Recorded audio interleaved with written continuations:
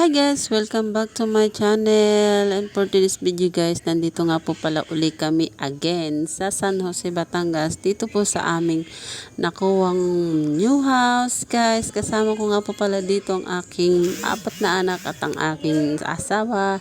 Samahan nyo kami guys dito sa loob ng aming nakuwang bahay guys. At ito lang po at ipapakita ko lang po dito sa inyo ang loob at napakaganda guys. Enjoy watching at mini vlog lang po ito guys. Thank you guys at paki-like and follow. Wow!